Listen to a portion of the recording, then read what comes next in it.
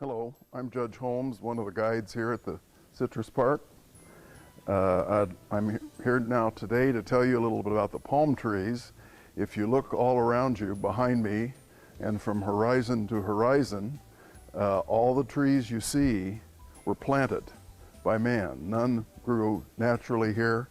Everything was imported. And the two kinds of palm trees that you see are the Canary Island date palm and the Mexican fan palm. The tall trees in the orange groves are Mexican fan palms. They were not brought here for beauty, although they're a very attractive tree. They were brought here for safety. The reason they're planted in the orange groves behind me and all the way across to the San Bernardino Mountains and then over my left shoulder in Redlands, when you drive down the Interstate 10 highway, you see them in Redlands as well, is to mark the streets. The orange trees used to be about 20 feet tall.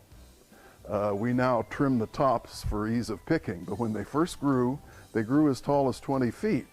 And the pickers would climb ladders next to the trees, and with their great big bags, fill the bags while standing on the ladders to about 100 pounds. Very heavy bags. Then they would come down the ladders and they couldn't see where they were. So because the trees were so tall, they were surrounded with a green forest. So the tall palms were planted and grew to mark the streets so that the pickers could drag their big heavy bags out to the closest street and then be picked up by the wagons and not get lost for hours at a time, wasting precious picking time and even getting hurt trying to move the bags further than they had to.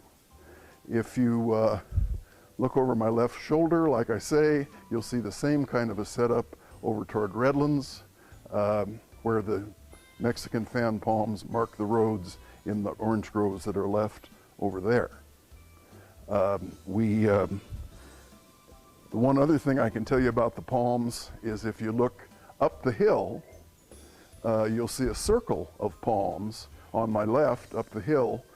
That was originally set up, it is said, for Charlie Chaplin.